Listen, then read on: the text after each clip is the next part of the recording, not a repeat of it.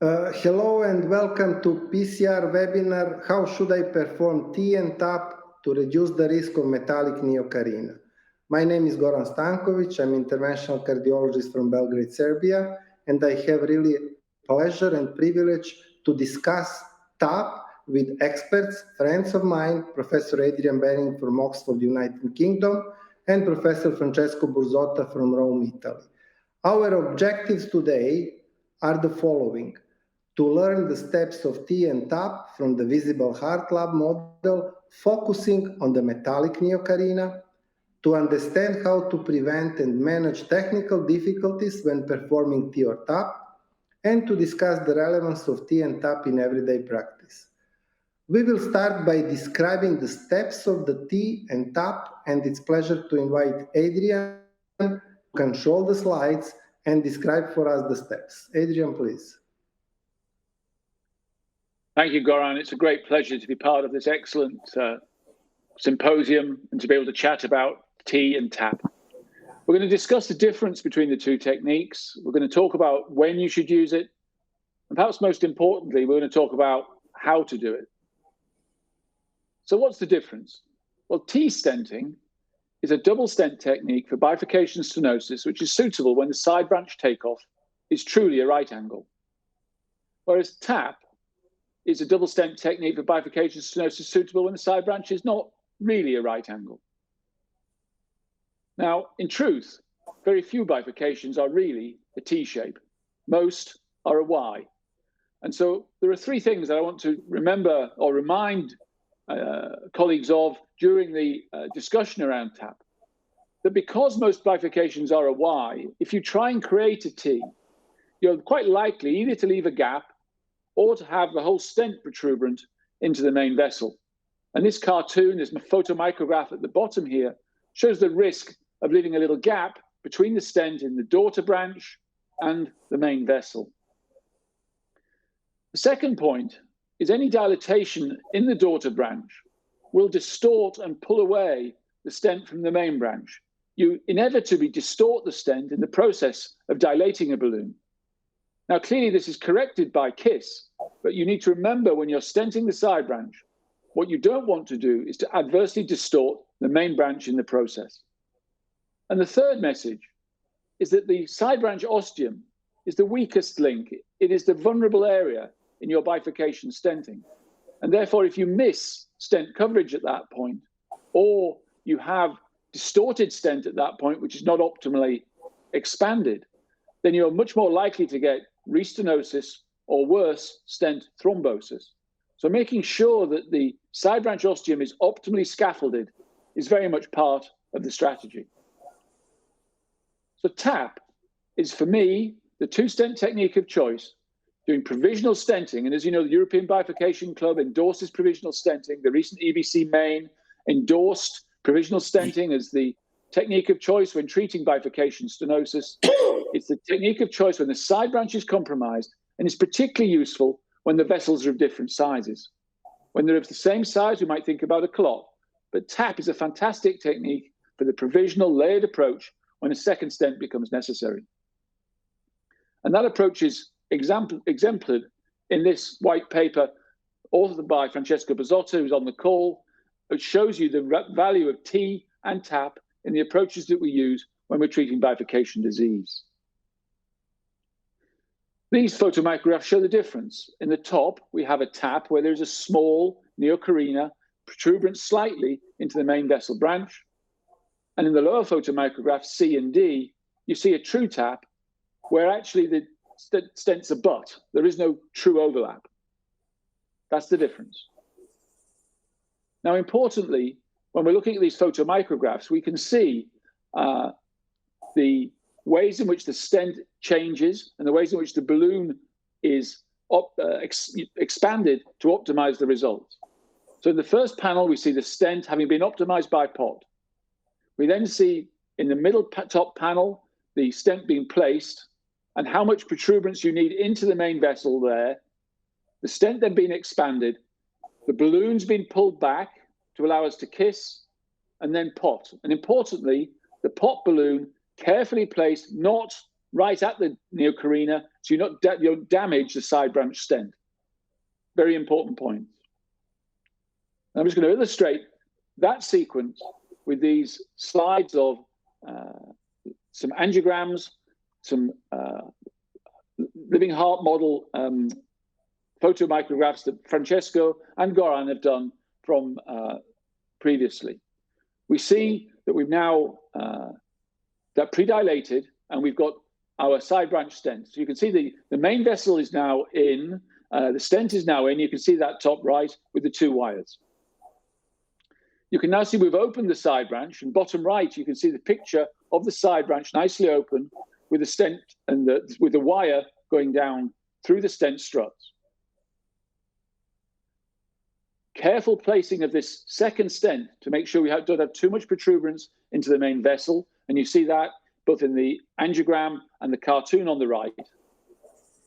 And in the visible heart model, we now see that second stent being placed in the top right panel, and that second stent being expanded. Pull the balloons back and kiss, and you can see that being done in the visible heart model there. And this is the result we achieved, beautifully illustrated with a very short metal neocarina there.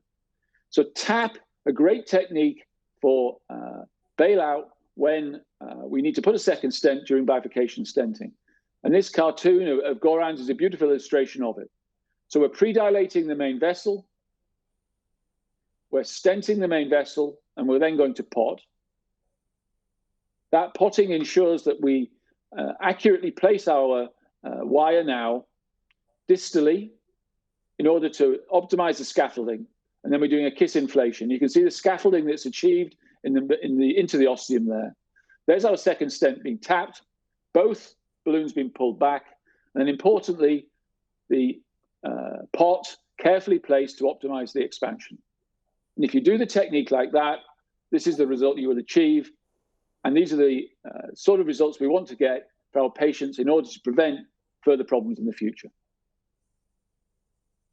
Great, thank you very much, Adrian. Excellent description. I would like to invite our participants to use the chat box and ask questions. I'm sure that T and TAP are among the most popular bifurcation stenting techniques, especially if we need to use the second stent, either as a sequence of provisional or as a bailout.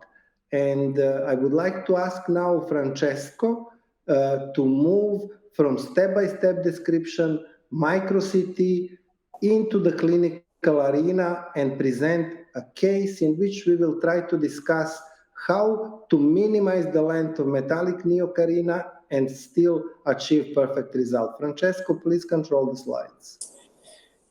Hi, Goran. So the case I want to share with you is a case that happened in our lab. Was a female 63 years old lady with hypertension, and the clinical presentation was a history of stable coronary artery disease, the documentation of inducible ischemia in the anterolateral wall at non-invasive tests, and she was admitted for rest angina and negative troponin while waiting for the catheterization. The echo at presentation was normal. So typical scenario, and this is the coronary angiography we found. There is definitely a long, important diagonal, basically is dual LAD with some disease in the bifurcation area of the main vessel LAD, and a long disease into the side branch that is important diagonal. So in this regard, the lesion was for sure not easy even to be wired.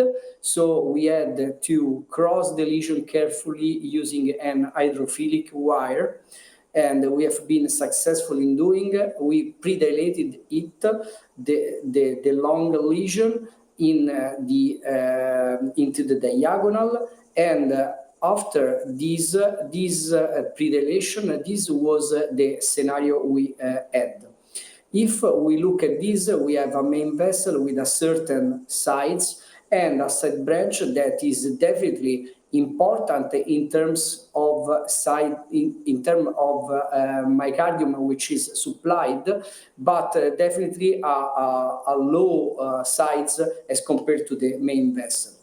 So this is the lesion where we started thinking about the technique, and what we try to do as much as possible to get the benefit of the provisional approach is to try stratify, when we have a lot of disease in the side branch, the risk of occlusion of the branches. And if we look at this magnified detail, you will agree on the fact that the true ostium of the diagonal is not so tightly diseased.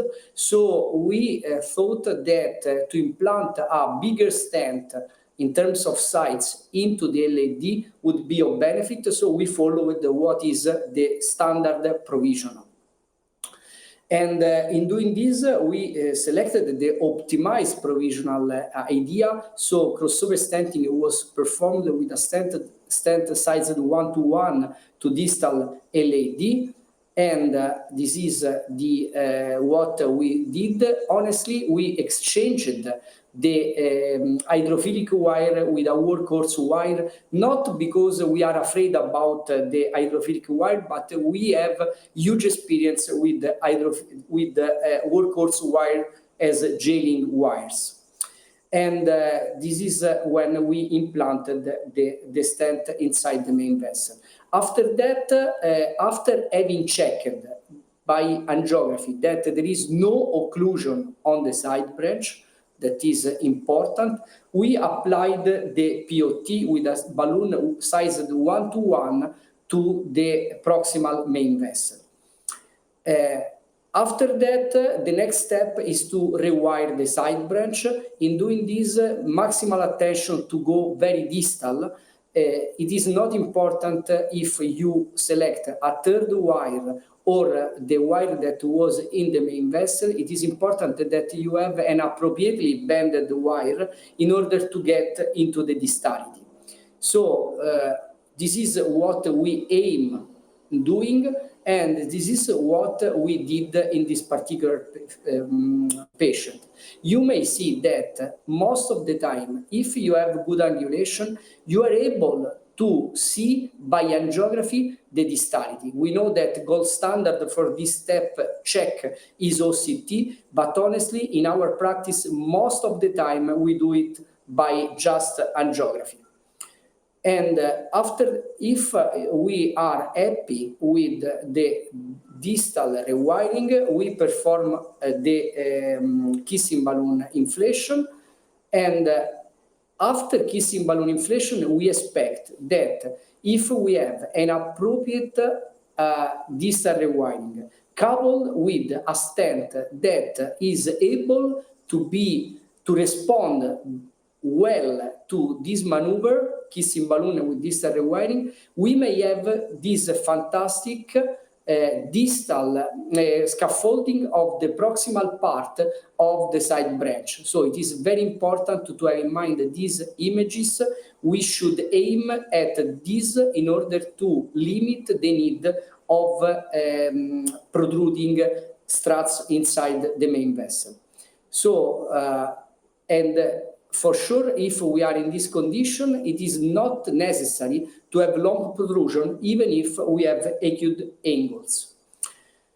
So after that, we advanced the stent in the side branch, having a balloon ready for kissing, uninflated in the main vessel, and we spend a lot of time to find the best angulation by the tube, the X-ray tube, in order to visualize the side branch ostium. So it is really this, the phase in which you deserve to have good angulation.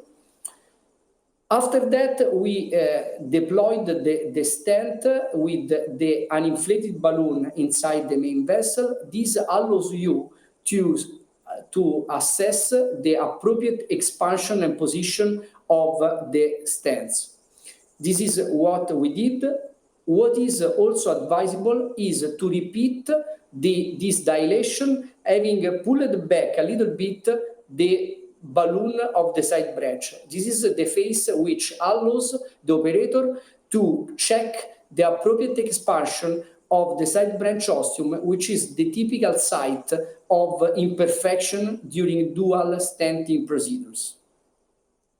Francesco, can you stop at this point for a second, because we have very important questions coming from our colleagues. First, Dr. Ahmed Zaran is asking, is there a hard rule to judge too little versus too much side branch stent protrusion into the main vessel?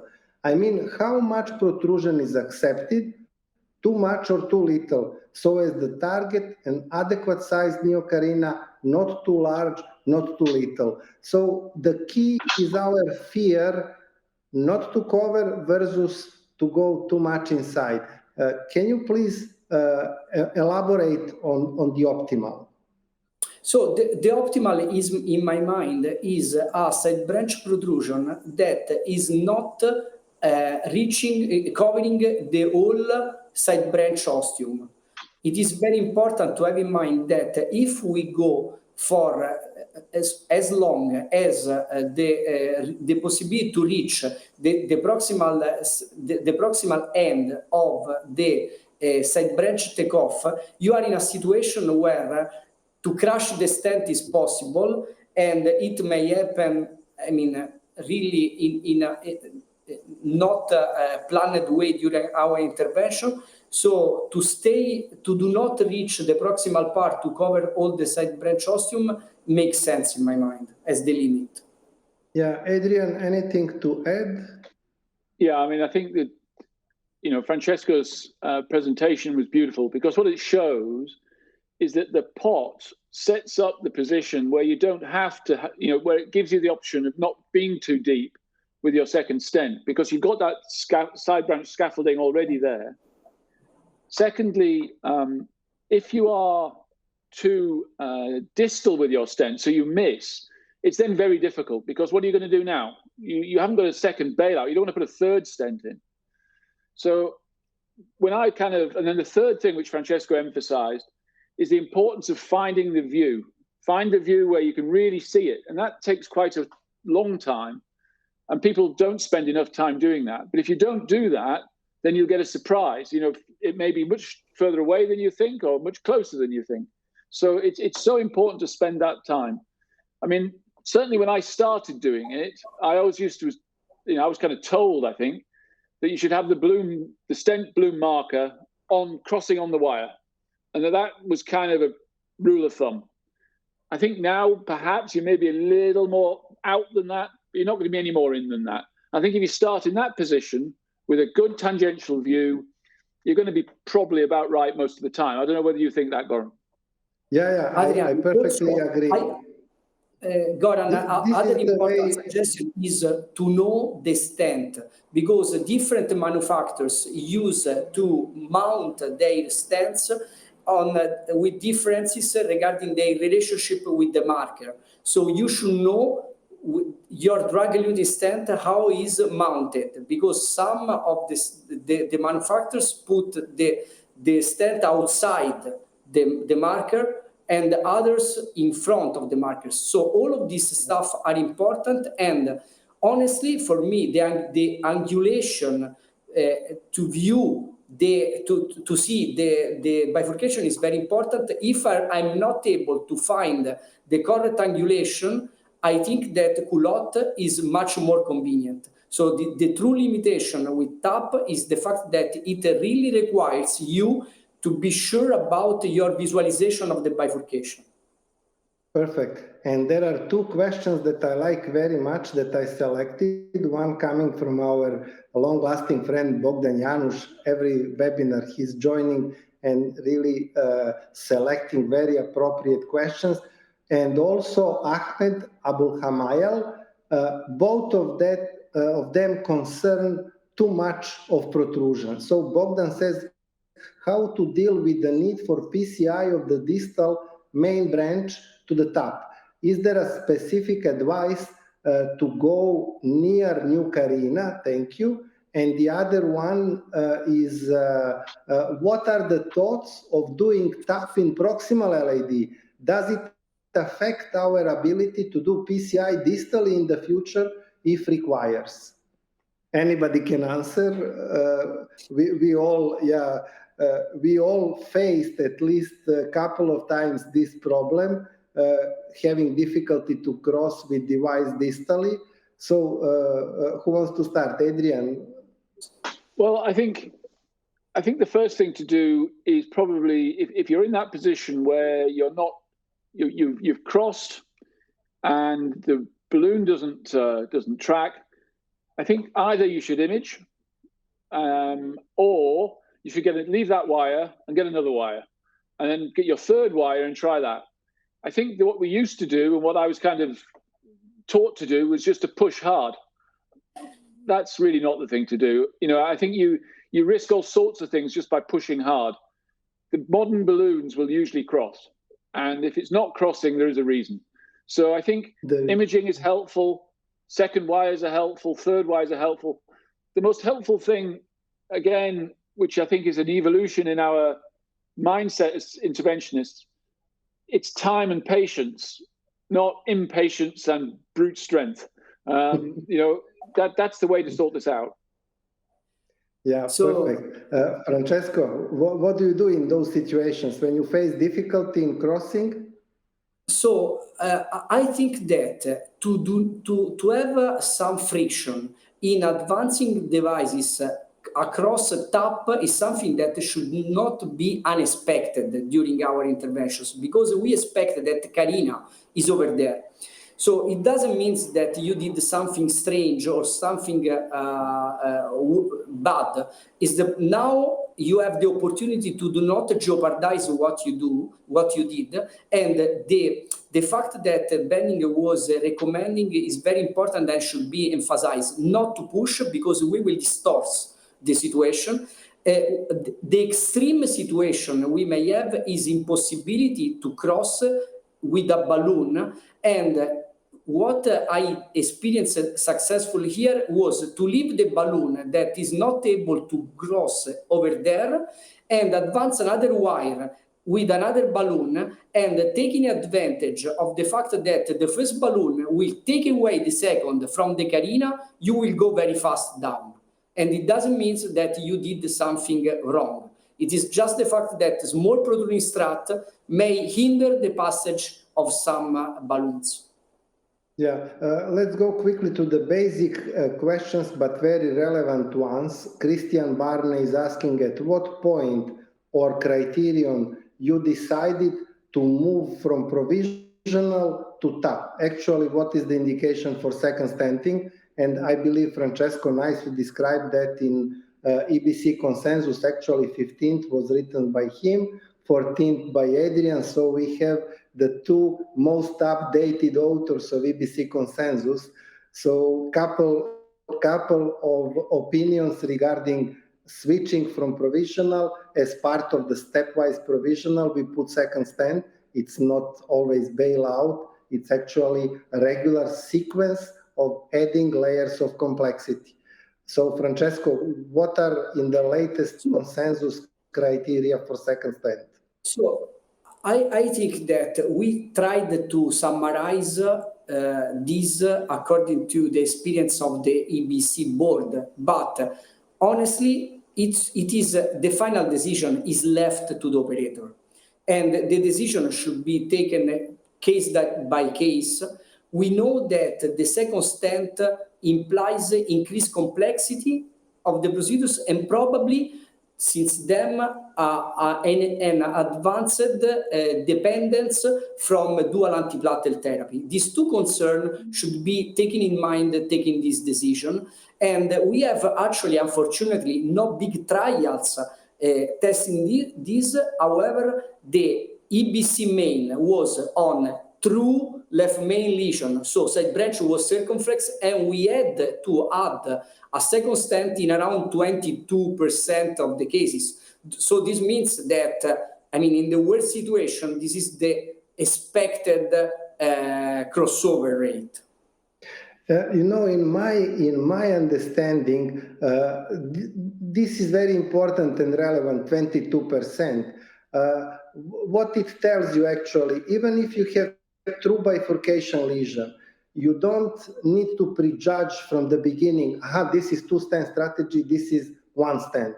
Actually, there is a sequence of steps that you perform, evaluate result, and you stop when you achieve optimal result. So second stent is most probably needed in 1 out of 5 patients if you properly do stenting according to distal main vessel, POT, then you evaluate the result of the side branch. If it's suboptimal, you open branch, you do kissing, you evaluate again. If the result is still suboptimal, then you can do T, TAP, or culotte, depending on the angulation, size of the branch, and of course, operator experience. And there is a question for Francesco. Dr. Zanan is congratulating you for excellent case and is asking when would you consider a DK crush or culotte in that kind of anatomy that you presented? So regarding the culotte, I already stated the fact that culotte might be part of the provisional strategy to safely implant a second stent. I prefer the TAP most of the time because you skip the need of several passages that are needed. In particular with culotte, you need one more rewiring, one more kissing. So the procedure is longer, and I prefer culotte only when I have no good visualization of the side branch takeoff. Anytime I am confident to be able to perform TAP, I like to do it. Regarding DK crush, honestly, I do not use a lot DK crush since, like in the case I showed, most of the time, if you perform provisional, pre-dilating the side branch, performing kissing balloon inflation, most of the time, you may have the possibility to safely implant the second stent in the setting of the course of provisional that is, in my mind, very efficient.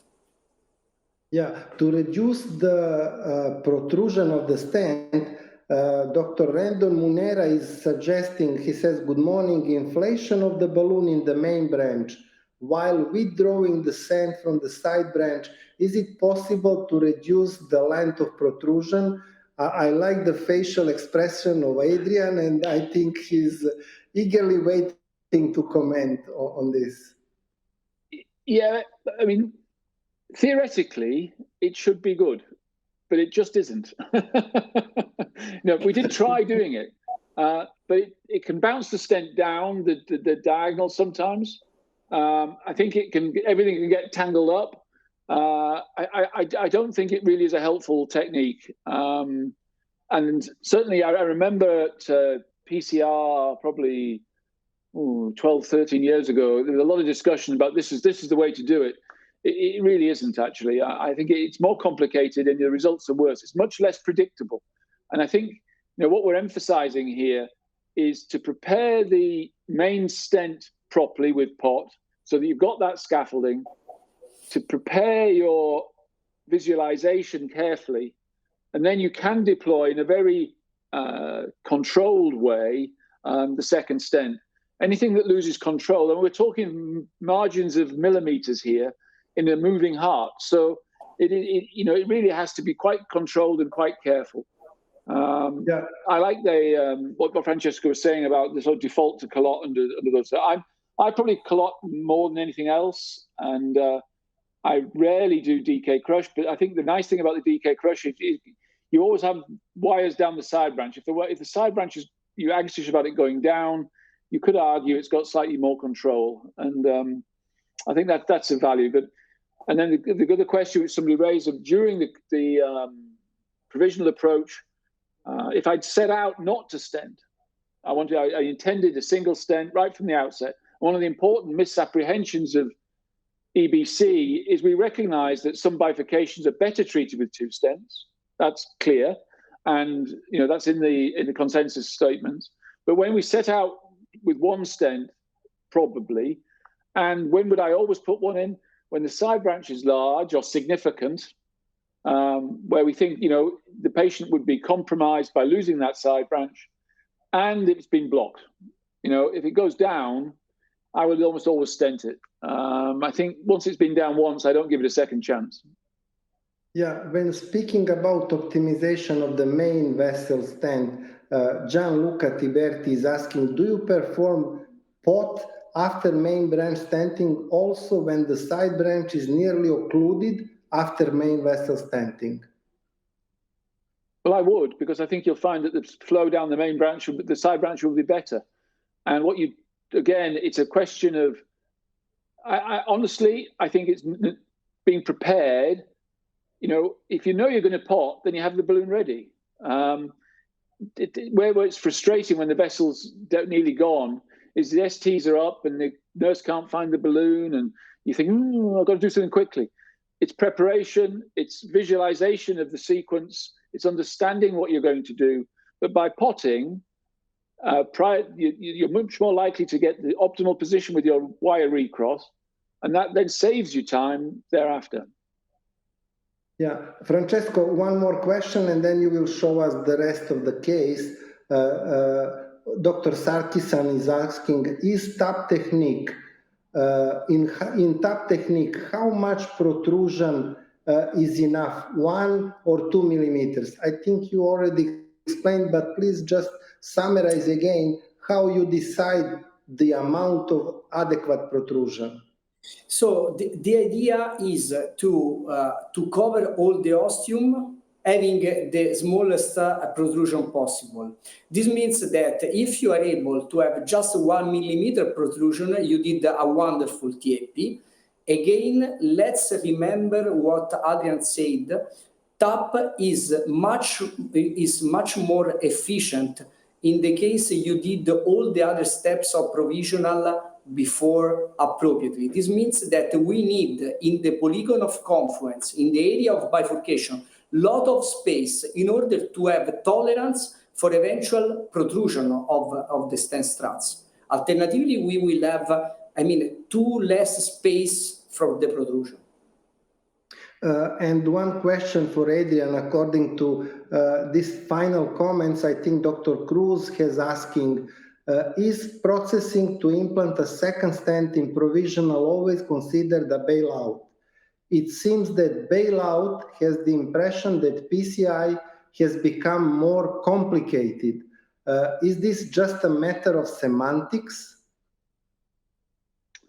Yes, I think it is. Perhaps the word bailout implies that you in some way have been defeated. I think, as I said, I would just re-emphasize, I think, it is clear, and the definition 2 criteria, I think, are very useful, because it's clear if you've got that a long segment of significant disease in the side branch, and the side branch is a clinically relevant vessel, you're probably going to end up with 2 stents. So do that from the beginning. Now, you can still choose, as Francesco did, to do a tap, but you might choose to do a different 2-stent technique of your choice. Ultimately, the important thing is to make sure that you don't lose acutely a important vessel, the side branch. So then, if a stent may be necessary for that, and/or that you don't damage the main vessel branch, and/or that you don't end up coming back to do it again in 3 or 6 months' time. Remember that as we've been talking about, the polygon of confluence, the true ostium of the side branch, all that area is the high-risk area. And it's high-risk acutely, and it's also high-risk from a restenosis perspective. So making sure that we don't injure vessel that doesn't ultimately get covered by a stent is very important for the long term. Yeah, and Dr. Keren Koz is asking if we have dissection at the ostium of the side branch after kissing, but TIMI3 flow, should we always put a second stent, or we can leave it because of TIMI3 flow? Yeah, if it's a big vessel, I would put a stent in personally. I think if it's a smaller vessel, I probably wouldn't. What's big and what's small, less than 2.5 is small. It depends on the dissection. If you've got a big stain sitting there, then I'm probably going to put a stent in. If it's a sort of dissection that you can live with, then I'll live with it. But you have to be. If you're trying to leave it, you've got to take the wire out. You've got to sit for 5-10 minutes, and you've got to be honest to yourself. Is the result okay? And that's probably my rule of thumb. Let's go back to the slides and see the rest of Francesco's case, because there are questions continuously arriving, and I thank you very much, of course, for that. But we need to see, we will all forget what questions to put after the end.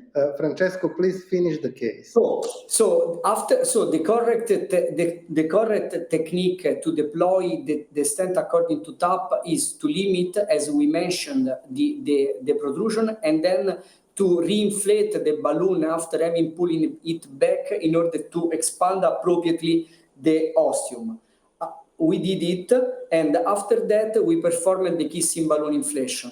Again, for kissing balloon inflation, let's remember the fact that the deflation time might affect the position of the neocarina.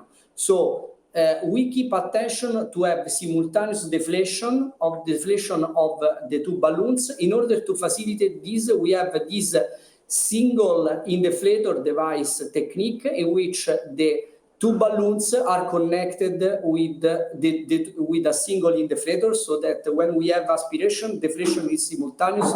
This should keep neocarina in the middle. And in the case of POT performed, we should stay away. I think that we already mentioned the fact that this maneuver may affect the neocarina position, so we should stay away from that. So in the case we want to apply POT, we should keep attention. If we follow all the rules, this is the small neocarina that we may achieve in the visible art laboratories, and this is what we did in our lab. This was the final angiographic result that is nice, and we may recognize the fact that the angle was really acute, let's say 20-25 degrees. So is this associated with the systematic long neocarina with TAP? Well, we went through with the OCT three-dimensional reconstruction. You see here that the neocarina was really very, very small. This is the result that we may hopefully achieve when we do our interventions. I think that the key was here the fact that we followed strictly all the rules of optimized provisional layered. That means kissing and POT that were able to enhance the space in the bifurcation area. Bravo, Francesco. It's really fantastic and unexpectedly short metallic neocarina. I think very important question coming from Dr. Mila Kovacevic. Excellent case. You have already mentioned why you have chosen to stent LAD first, but what would be ideal case for inverted TAP? Is it dissection in the side branch, unfavorable origin, severe disease? I'm especially concerned to do inverted TAP on left main bifurcation. Best regards. So Francesco, we can do provisional either direction. So I think that Adrian mentioned the fact that there are, experienced operators that may anticipate on the basis of the angiographic appearance a high need of double stenting. So in these situations, what I like very much to do is to work properly on the predilation. So I have big branch, okay, with a lot of disease, I want predilate it. And the decision on where to put the first stent is based on the result of the predilation. And I like very much when I am open to implant two stents, to implant the stent in the side of the branch that is more difficult to be rewired. So this is, for me, sometimes the situation that allows me to perform safely left main to circumflex first stent implantation, and then second stent with TAP on the ostium of the LAD.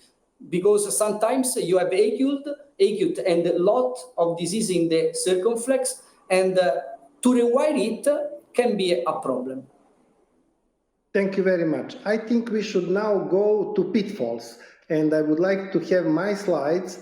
I selected a case in which left main PCI was done. Here are my disclosures, and this is a case presentation. So male, 66 years, stable coronary disease, Canadian class 3, inducible ischemia in the anterior lateral wall, hypertension and hyperlipidemia. On echo, ejection fraction 60%, no wall motion abnormalities, negative troponins, and patient was taking aspirin and clopidogrel 75 milligrams. This is a baseline angiography, and you may see intermediate disease in the distal left main extending in both ostia of the LAD and the circ, but predominantly in the LAD. So we did then right had no significant stenosis, and this is the way we usually discuss. For distal left main, especially for intermediate disease, in our lab, we believe that image and physiology guidance are important.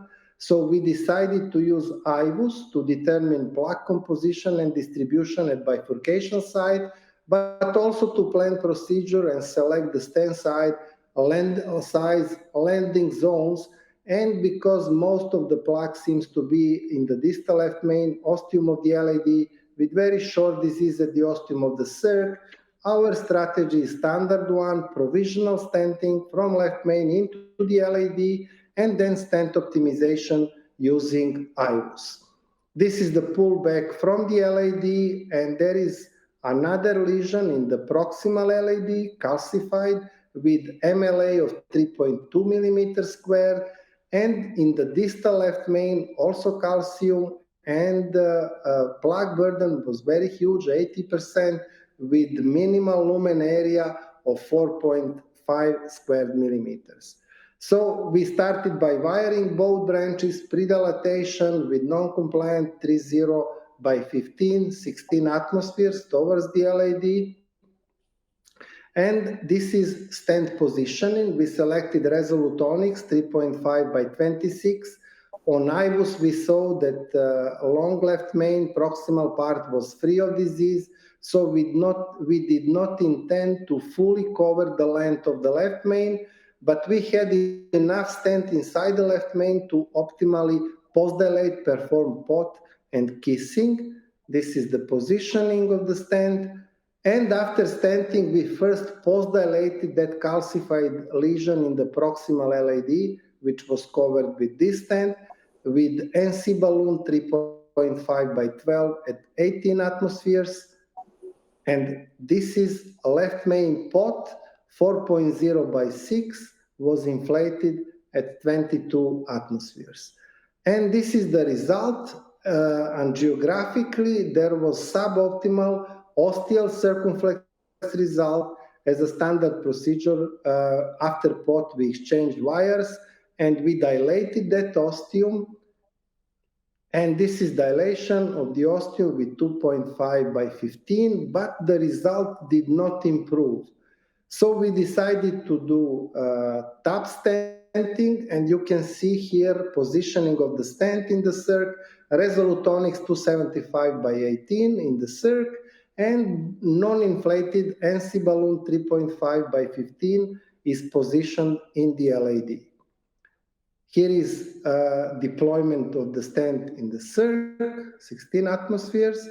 And after that, we proceeded with kissing balloon inflation 3.5 and delivery 2.75 in the circ. After that, we did final POT with 4.5 by 8 at 20 atmospheres. But during inflation of balloon, what I saw is that position of that balloon or repot, as was also previously pointed by Francesco, was probably too distal. And if you look the arrows, you see the distal shoulder of the balloon, and you can see the contour of the stent from the circumflex. So I suspected that we actually shifted metallic neocarina and jailed further the ostium of the circ. Angiographically, this is control angio. After the POT, you see results still looks optimal, but being aware of what we learned from bench testing, I requested to do IVUS pullback from both branches. When we did pullback from LAD, we saw good expansion and symmetric inside the left main, but the area in the proximal, calcified area in the proximal AD was not optimal, so we decided to post-dilate more, and then we did pullback from the circumflex, and here you can see distally good expansion, and then when we come close to the ostium, there was a really suboptimal expansion at the ostium, and here you may see with arrow you will see that jailed, can you please move slides forward? You can see jailed struts across, yes, yellow arrow shows protruding struts and shift of the metallic neocarina and compromise of the circ. So we had two wires in place, so we just repeated kissing. This time we used for the circ bigger balloon 3.0 by 12, also ANC, and we used the same 3.5 by 12 in the LAD.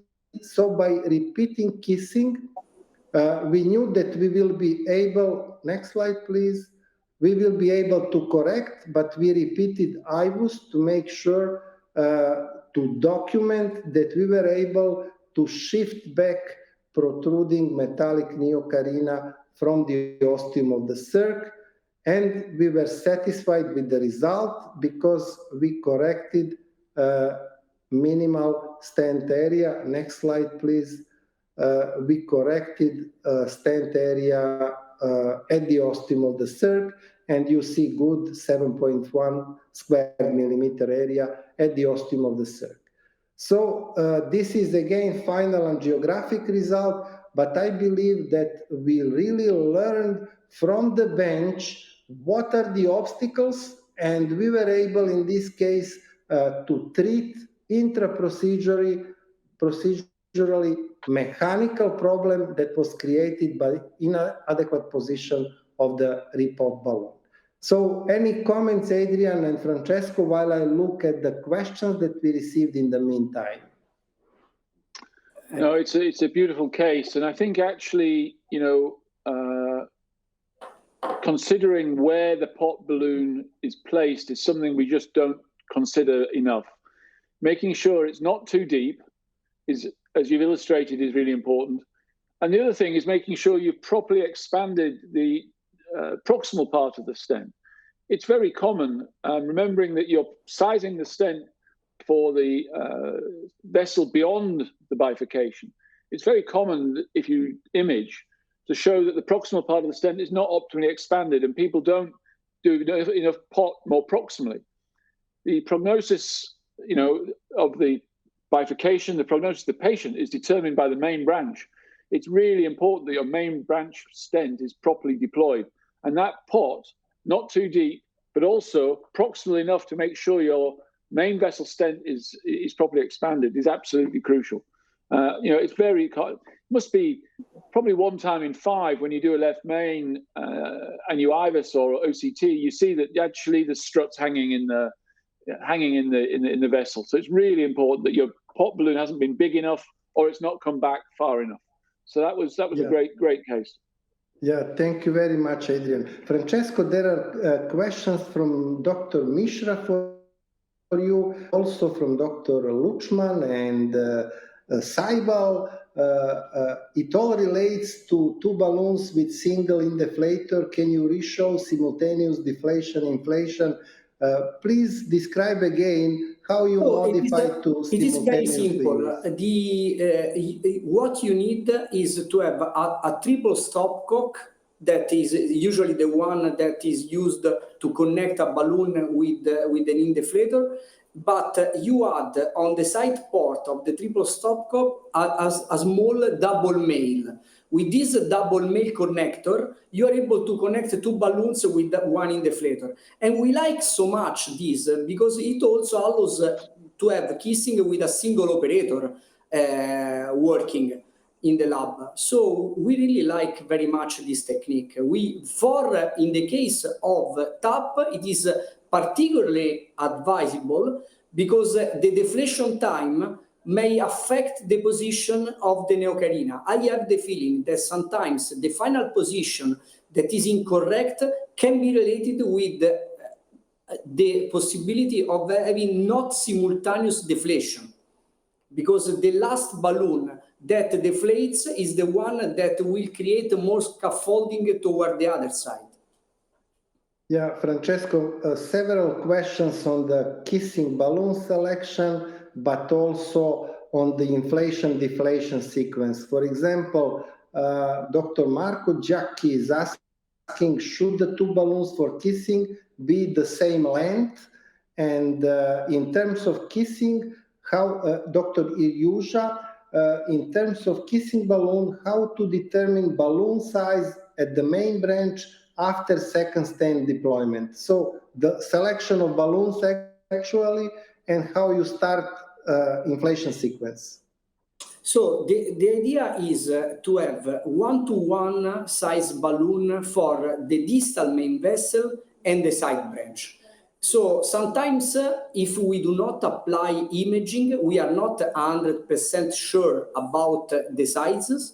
So we should be open to repeat it, but the ideal situation is when we perform the 1-to-1 according to the distal. Then regarding the length, I think that especially when we perform a double stenting, it is not so important to have a length which is so precise, because we have to cover all we have the length to accommodate the distal main vessel and the side branch part. What is advisable is not to have long protrusion inside the proximal part of the main vessel. This means that we should limit that part. And so we may customize case by case. And the reason for that, just to expand, is that otherwise you end up with an oval left main rather than a round. So the long overlap of kissing balloon ends up making the left main, if it's a left main case, look like that. And of course, the pot is to try and make it round again. So that rather low, as you said, clearly they must overlap, but you don't want them to overlap them too long. But the final pot is so important, really, in every bifurcation technique. But there is a question. Let's clearly state the fact that with the TAP, I mean, there is this risk that is not associated with all the other techniques we have. So I think that what Goran did was very important. I mean, we want to stay away from the neocarina, okay? But sometimes we miss. I mean, during the practice, due to the fact that the patient moved, the balloon slept. I mean, all these things may happen during our intervention. We should check. And if we recognize the pitfall, it is very easy to correct. We need to re-kiss. That is basically the correction that sometimes when we do not do it during the first intervention, we do it in the long term, when the patient come back with events related with restenosis or stent thrombosis. Most of the time, what we do is to reperform a kissing balloon. So let's check the result all the times. And POT is something that we tap as this specific risk, neocarina distortion. Yeah, I think it's fair to say that most stent failure now is not really related to restenosis. You know, majority of stent failure is down to the operator. So, you know, it's not neo-intima, it's bad technique. And so when we're doing patients who are eligible for surgery because we feel that stent is equivalent, then we are duty bound to make sure we do a job which is excellent and equivalent to the job that was done in the trials. This is not quick work. This is slow, conscientious, careful work. And that's another thing I think we learned, particularly from the CTO operators. Adrian, how frequently you use imaging?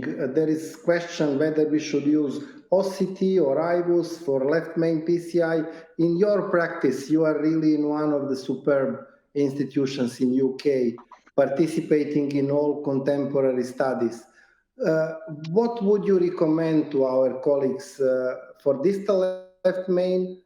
What kind of imaging and what are your personal indications? Well, we're just recruiting, the guideline, ESC guideline for IVUS in left main is a 2A. We are doing a randomized trial called Optimal in UK, Spain, and Italy to try and prove the need for imaging during left main intervention. For me, I still use IVUS most of the time in left main rather than OCT.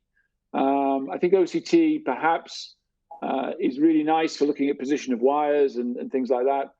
But I tend to do an IVUS if I was not in the trial. My usual technique would be to do an IVUS of the least affected branch first. And that tells me, is this a 2-stent from the beginning?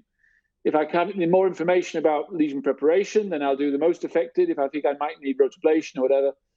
Commonly in the left main, the rotablate has been out and in before we use the IVUS anyway. So, and then you've stented, and then you've got to image. And very commonly, as we've discussed, you then need to optimize. No point imaging unless you look at the pictures and you act. And I think, unfortunately, there is too much, and I do it as well. It's one of the benefits of having a colleague scrubbing with you, be it a senior colleague or a junior colleague. The stamina you need to get a great result sometimes is better to have 2 people and get someone to really look at the pictures and finish it up and really make sure you get the best result. Sometimes, it's worth another 5 minutes.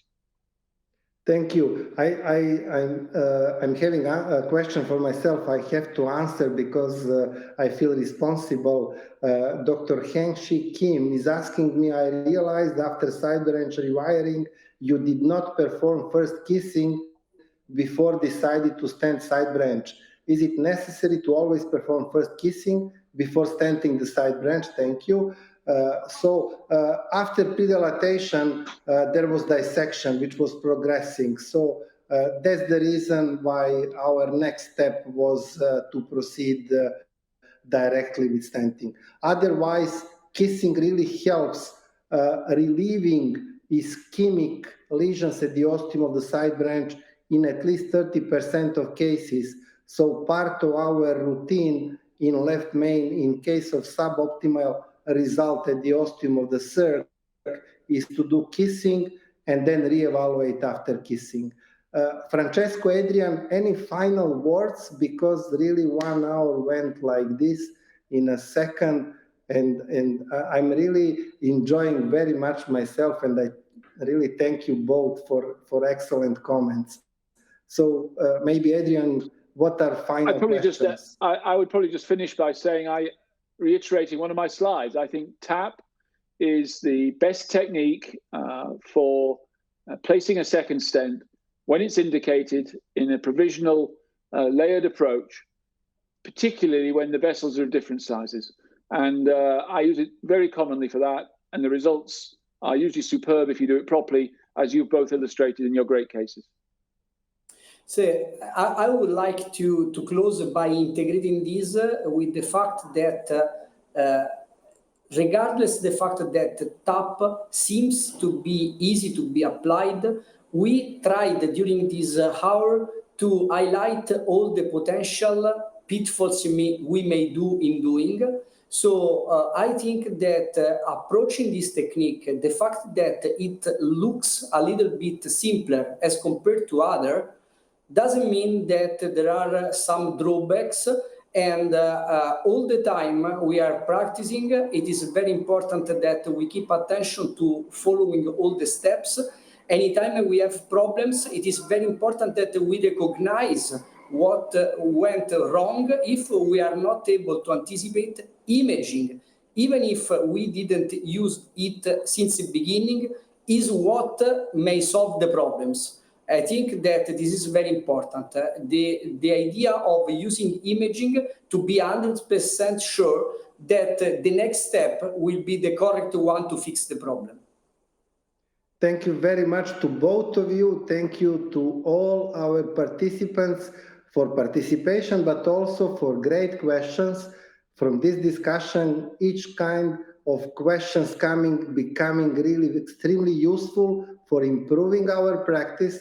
I'm sure that next time we face difficulty with TAP, we will have much more solutions and understanding. I would like to thank also Medtronic for supporting this PCR series of Bifurcation Continuum, and would like to invite you all on 2nd of September to discuss how should I perform stepwise decay crush to achieve optimal result. And we will have great faculty, Professor Shaoliang Chen, Professor Nives Gonzalo, and Professor Maciej Lesiak. Please send questions on Twitter, continue this discussion on social media. We'll be happy to address all your questions and to continue evolving the way we perform bifurcation PCI. Thank you and have a good day. Bye-bye. Bye-bye.